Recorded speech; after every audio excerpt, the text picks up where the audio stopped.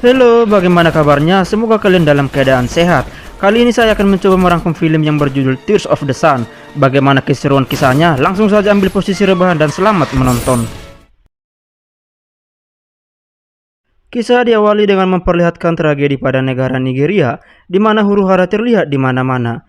Hal ini terjadi karena terpilihnya Samuel Azuka sebagai presiden Nigeria, sehingga sebuah kelompok yang diketuai oleh Mustafa Yakubu melakukan kudeta, dan penyebab awal terjadinya kerusuhan yang kemudian menimbulkan banyak korban jiwa. Kelompok Mustafa Yakubu yang kini dicap sebagai pemberontak telah berhasil menguasai dan mengendalikan seluruh wilayah Nigeria. Organisasi PBB yang merupakan organisasi negara-negara di dunia tidak memberi komentar atas peristiwa tersebut. Oleh karena itu, negara Amerika yang mengkhawatirkan warganya yang berada di wilayah Nigeria melakukan evakuasi dari wilayah Nigeria.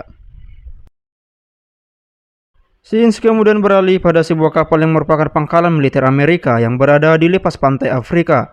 Terlihat seorang reporter sedang melaporkan aktivitas di pangkalan tersebut. Tiba-tiba saja reporter tersebut berhenti sejenak. Kemudian reporter tersebut mendapatkan informasi bahwa keluarga presiden Nigeria yaitu Samuel Azuka beserta seluruh keluarganya telah dihabisi pemberontak. Di pangkalan terlihat baru saja mendarat pasukan Amerika yang diberi nama Eagle One, dipimpin oleh seorang letnan bernama Waters.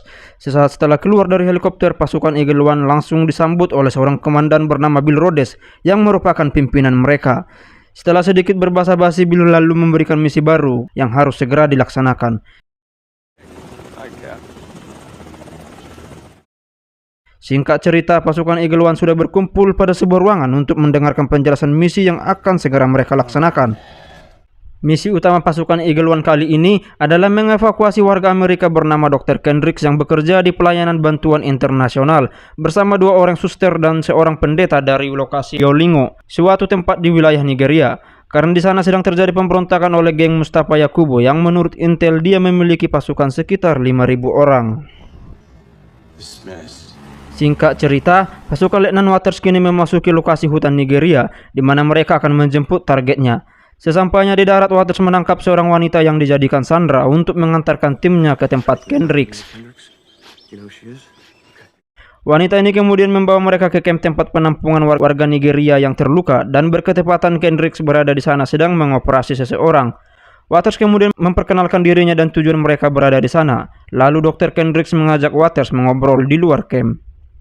Sesampainya di luar camp, Waters kemudian menjelaskan misi timnya dan segera menyuruh Kendricks mengumpulkan barangnya dan membawa dua suster dan seorang pendeta yang bersamanya. Tetapi Kendricks menolak karena dia tidak mau meninggalkan 70 orang yang berada di sana.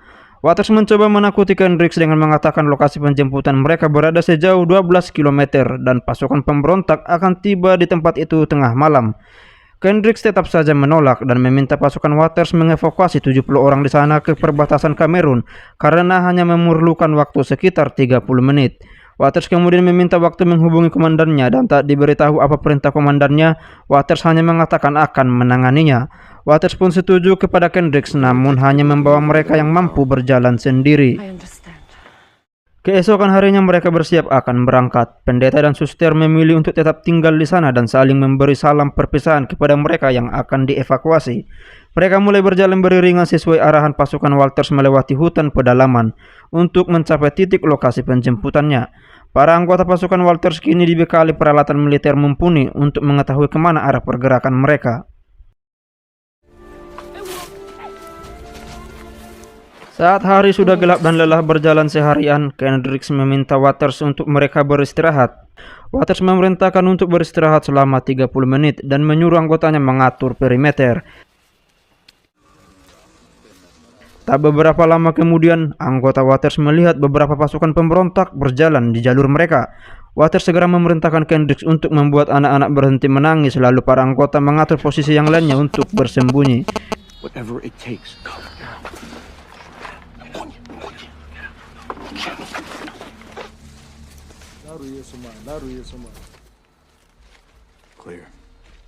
Ketika pasukan pemberontak sudah berlalu dan dirasa aman, mereka segera bergerak. Namun ada seorang pemberontak yang tertinggal di belakang dan melihat keberadaan Kendricks. Lalu Waters dengan segera mengeksekusi tepat di hadapan Kendricks. Setelah kejadian itu, Kendricks menyadari bahwa para pemberontak itu menuju ke lokasi gereja tempat titik awal mereka berangkat. Kemudian Kendricks menemui Waters untuk meminta pasukan Waters kembali ke titik awal agar menolong mereka yang ditinggalkan. Namun Waters menolak karena alasan berbahaya bagi keselamatan mereka semua. Mereka kemudian melanjutkan beristirahat. Keesokan harinya, Sins beralih sejenak ke lokasi gereja tempat titik awal mereka berangkat, di mana pendeta dan yang lainnya ditinggalkan. Pasukan pemberontak sudah berada pada lokasi tersebut, yang kemudian mendobrak masuk ke gereja tempat berkumpulnya orang-orang sakit dan pendeta. Pendeta yang mohon untuk diampuni dan tidak dilukai, namun pemberontak tanpa rasa kemanusiaan langsung memenggal kepala pendeta tersebut. Kembali lagi ke posisi pasukan Waters yang kini sudah berada pada lokasi titik penjemputan. 2 helikopter telah sampai di lokasi, namun hanya 1 heli yang diperuntukkan untuk mengevakuasi. Dr. Kendricks kemudian sadar bahwa mereka tidak bermaksud mengevakuasi semuanya. Dr. Kendricks yang ngamuk tak karu-karuan terpaksa dievakuasi secara paksa karena menolak untuk ikut naik ke dalam heli. Misi kemudian berjalan sesuai dengan rencana.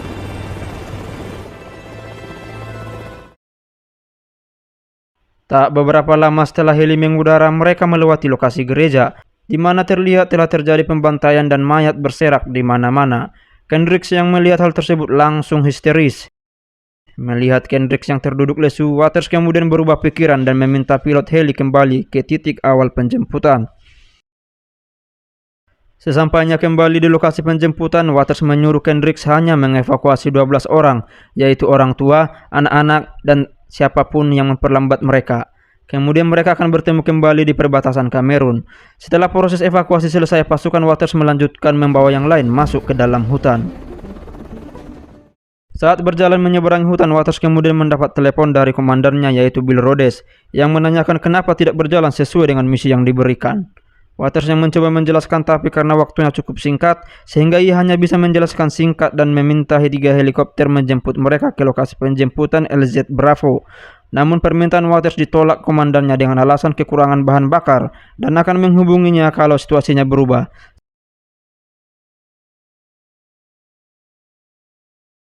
Ketika rombongan pasukan Waters sedang beristirahat, Waters diberitahu anggotanya bahwa berdasarkan alat yang digunakannya, ada musuh yang mendekat sejauh 10 km di belakang mereka.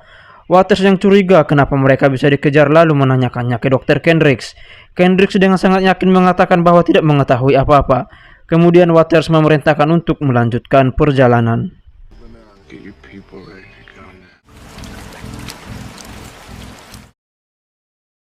Di tengah perjalanan, salah satu anggota Waters menemukan sebuah desa yang sedang dibantai, yang diduga sebagai pembersihan etnis di wilayah Nigeria. Tak tahan dengan aksi keji para pemberontak itu, Waters lalu menyuruh anak buahnya bersiap untuk melakukan penyerangan. Satu persatu para pemberontak itu dilumpuhkan sniper, lalu yang lain bersiap melakukan penyergapan. Para pemberontak itu dengan aksi bejaknya tanpa sadar dihabisi satu persatu. Tanpa perlawanan berarti para pemberontak ini sudah semuanya tewas. Namun Waters sempat lengah sehingga tangannya mendapat luka sabit. Setelah dirasa aman, Kendricks diperintahkan masuk dan membawa yang lainnya untuk mengobati warga yang terluka.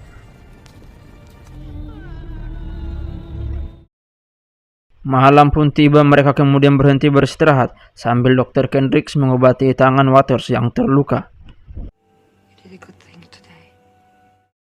Keesokan harinya, Waters yang bangun kesiangan dikejutkan anggotanya yang sudah berada di depannya, ingin memberitakan sesuatu kepadanya. Berdasarkan analisis alatnya, para pemberontak terus berlari semalaman mendekati mereka. Kini para pemberontak itu sudah sangat dekat dengan mereka, sekitar 1-2 jam sampai kepada mereka. Waters pun mulai curiga bagaimana para pemberontak itu mengetahui posisi mereka. Anggotanya mengatakan bahwa di antara mereka mungkin ada yang memancarkan keberadaan posisi mereka.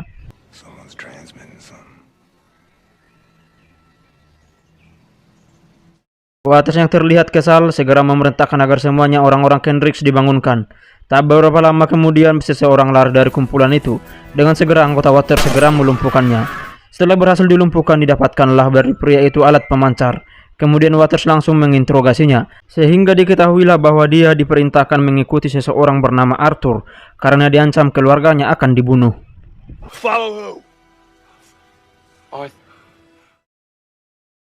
Waters yang makin kesal mendatangi kerumunan orang-orangnya Kendricks dan menginginkan ada yang memberikan informasi kepadanya kenapa harus ada orang yang mengirimkan posisi mereka kepada para pemberontak. Oleh karena itu, Waters mengancam akan membunuh salah seorang dari mereka apabila tidak ada yang jujur.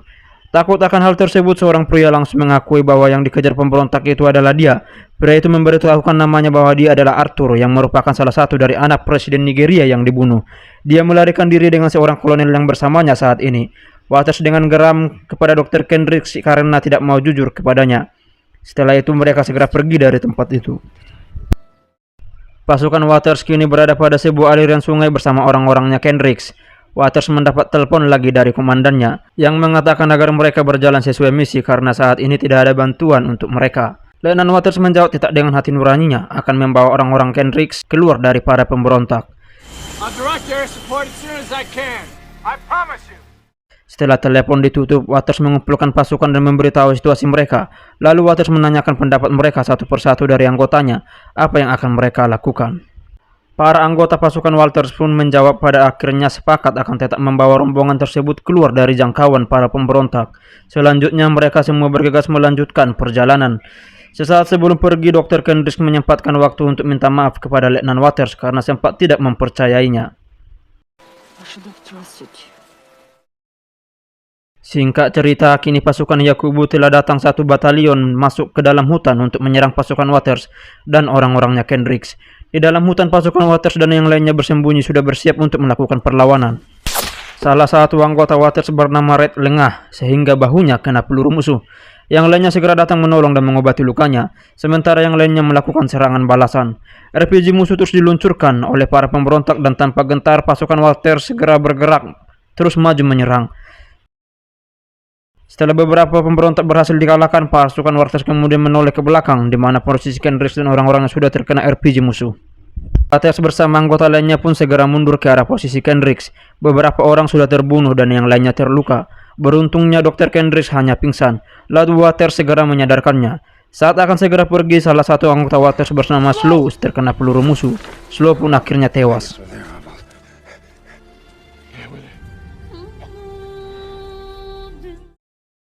Kemudian para pemberontak kembali menyerang dan kini posisi Waters tersudutkan. Anggota Waters bagian komunikasi yang bernama G segera meminta pertolongan udara kepada pusat, namun tidak ada respon. Perlahan pasukan Waters mundur sembari membawa orang-orangnya Kendricks. Scene beralih sementara ke pangkalan di mana beberapa pesawat tempur telah lepas landas. Kembali ke pasukan Waters yang kini musuh semakin banyak mendekat. Sementara yang lain sudah diamankan, tetapi selalu saja ada yang goblok teriak-teriak rebahan dan gak ikut berlari. Seorang anggota Waters bernama Lek kemudian berusaha menyelamatkan si goblok dan karena serangan musuh tak terbendung lagi, si Lek juga koit bersama si goblok. Satu persatu anggota Waters pun tewas. Kini seorang lagi bernama Flea tewas terkena peluru musuh. Ledakan RPG musuh kini meledak di sekitar Dr. Lena sehingga dia pingsan karena serpihan ledakan RPG tersebut. Waters yang berusaha membangunkan Lena juga harus ikut terkena peluru di bahunya. Segera Waters memikul Lena lalu membawanya mundur menjauh dari para pemberontak yang tak ada habisnya. Saat berusaha melindungi yang lain agar dapat menjauh, satu persatu anggota Waters pun gugur. Beruntungnya mereka masuk ke dalam semak belukar dan sudah dekat dengan wilayah perbatasan Kamerun. Kendricks yang sadar dengan segera diperintahkan Waters pergi dahulu ke zona aman, sementara ia menyusul Z, anggota yang terkena peluru musuh.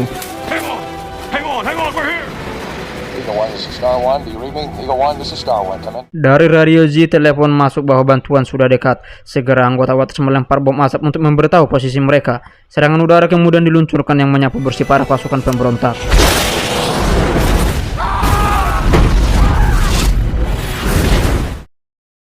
Pasukan Letnan Waters kini tersisa 4 orang berjalan beriringan keluar dari maut. Warga Nigeria yang berhasil dievakuasi menangis terharu dan sangat berterima kasih atas jasa Waters. God will never forget you. Take care. Waters bersama 3 orang lainnya dan Dr. Kendricks akan dibawa ke pangkalan militer. Dr. Kendricks kemudian berpamitan dengan orang-orang warga Nigeria yang berhasil dievakuasi. Kini Arthur dipercaya warga Nigeria yang selamat akan menjadi pemimpin mereka.